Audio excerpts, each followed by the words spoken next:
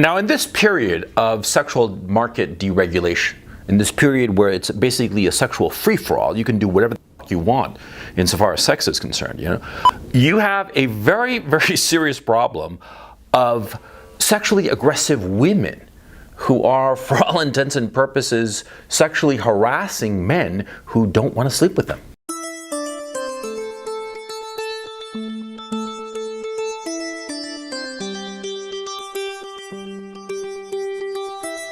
You see, I actually experienced this back in 1991, as a matter of fact.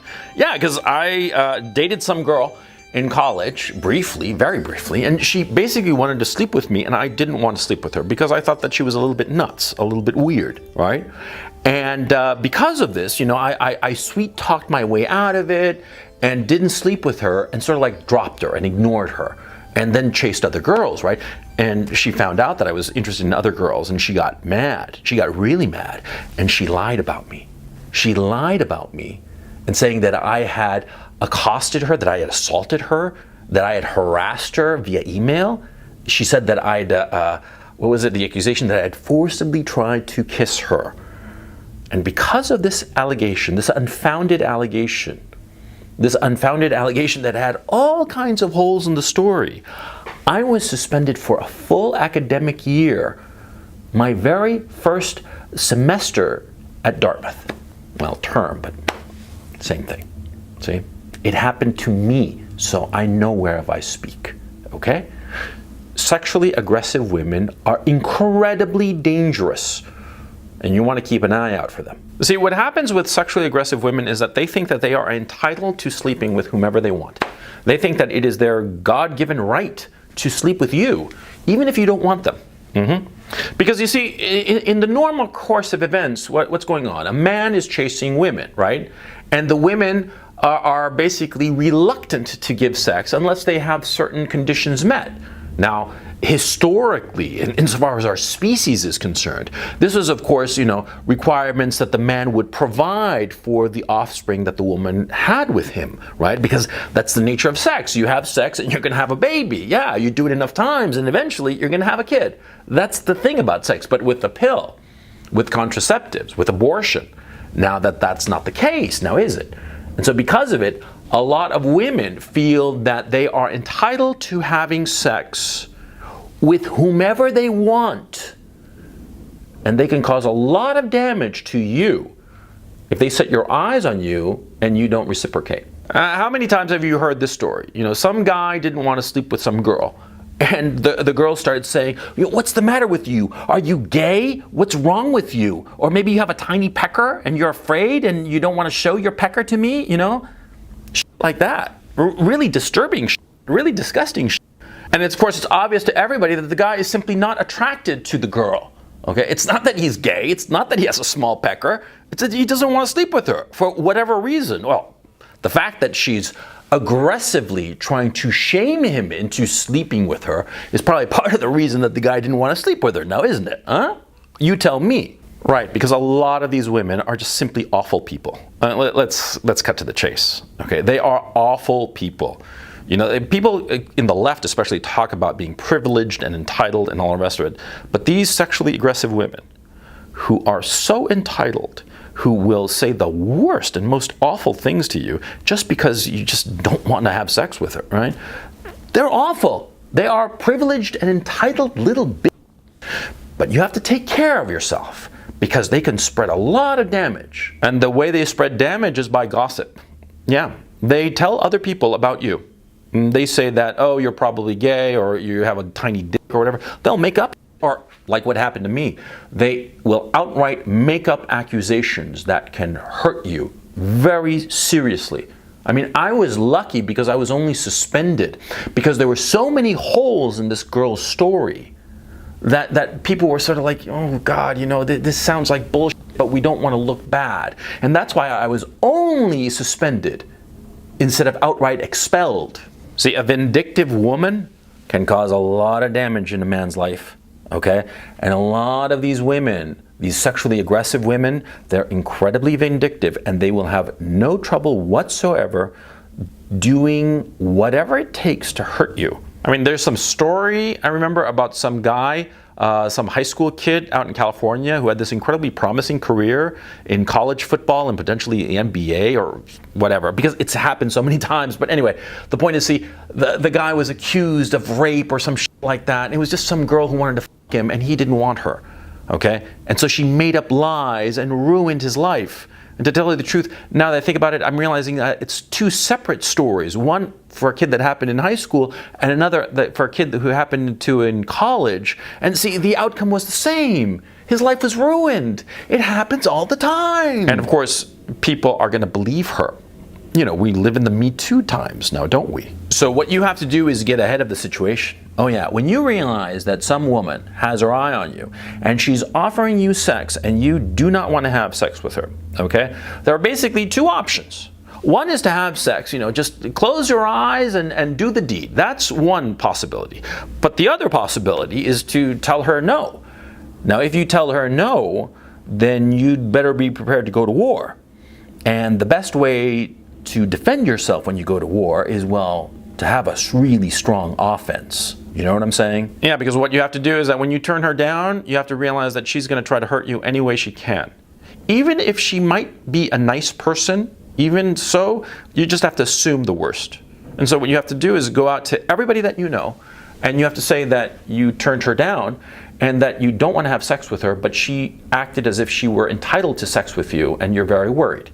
And if you're in college, what you have to do is you have to go to the administration straight away.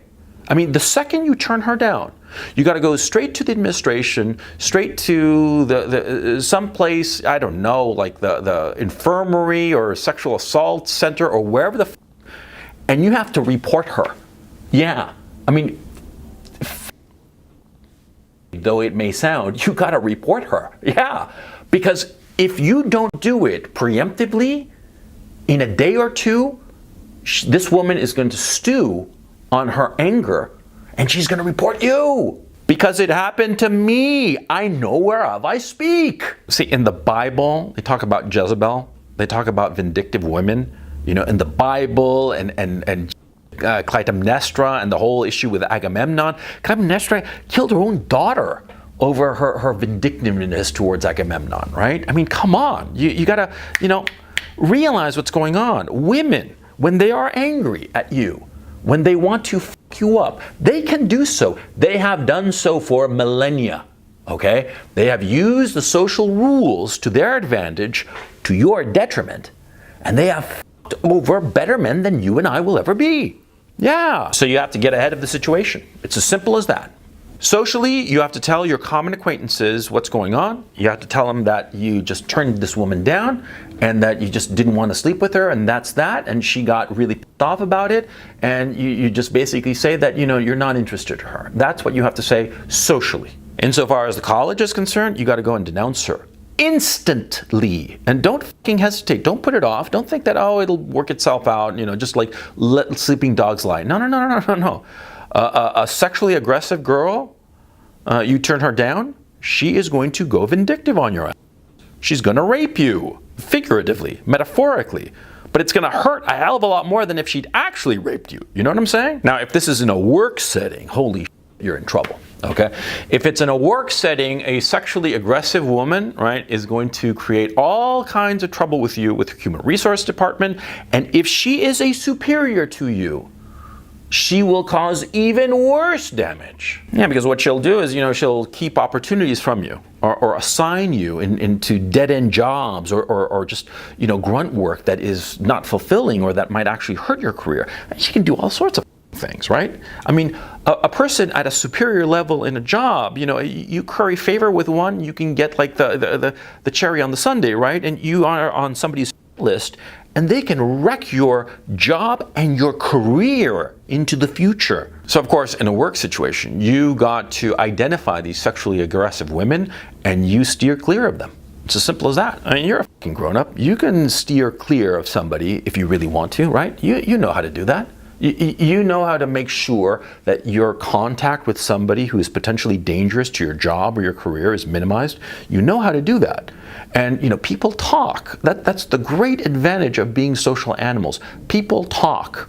And you're going to quickly find out who is in your workplace a sexually aggressive woman, and you stay the fuck away from her. You know, the Pence rule, the Vice President Pence has this rule that everybody mocked him for it. He says that he never has a meeting with a woman unless there's a third person present. It's a fucking smart rule, yeah? Because, why? It's insurance. Yeah. Because that way nobody can ever accuse him of doing anything. Have you heard of all the women who are accusing Vice President Pence of sexually assaulting them? How many women so far? 1, 2, 3, 4, 5, 10?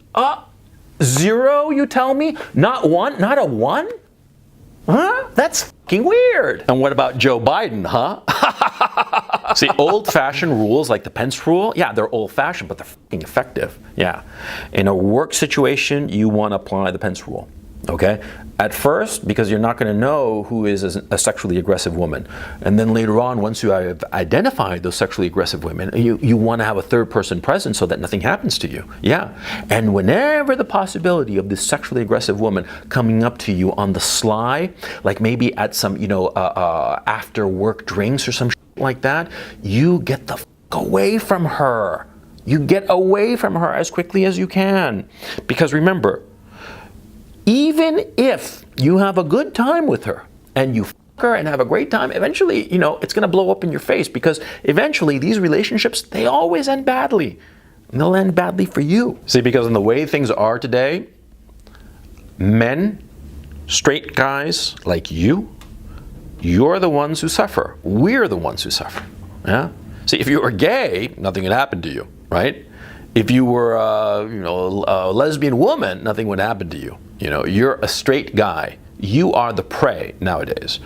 Now, bitching and moaning about it and talking about the injustice of it all, yeah, you can moan all you want, but that's the reality that we're living in today. And you're a guy, you're relatively sophisticated, you understand what's going on around you, socially, politically. There is a whole movement that is looking to find victims, and more to the point, looking to find perpetrators like you, looking to find you and to f*** you up, even if you are innocent, because their jobs depend on it. See, that's the thing I didn't understand when I was in college. When I was accused of sexual assault and sexual harassment, it was bullshit. There was proof positive that I hadn't harassed her at all. And there were a whole bunch of people who could say that I had been at different times at different places with them and had not had the opportunity to assault her when she claimed that I'd assaulted her. There was all this proof, and it didn't matter. And I didn't understand at the time why it didn't matter. Now I do. At the time, there were all these counselors and sexual assault awareness programs and all this bureaucracy. And this bureaucracy exists to punish you and me. That's what it's there for. See? In HR departments, in college administrations, in high school administrations, all of these sexual assault and survivor networks and all this bureaucratic bullshit, it exists to not just help these sexually aggressive women get her way, but also to hurt you and me. That's their job. Their job is to fuck us over and ruin our lives. So be smart. Be smart. Don't put yourself in a vulnerable position. You see, back in the day, in the 40s and the 50s and even the 60s, see, a woman, she was told not to go to the bad neighborhoods because she might be raped. She was told not to go to the fraternities because, something might happen to her at some fraternity with a bunch of drunk guys and what have you, right? But the thing is turned around, see? Now a woman can literally go anywhere and nothing will happen to her because every guy knows that if he looks at her the wrong way, he'll get ruined, right? Now it's the guy who has to take care of himself, has to be situationally aware, has to be looking around, knowing who the dangerous people are and avoiding them, and avoiding any situation that can bring the wrath of all this bureaucracy on your head, because it will happen. So don't play with fire. Be smart.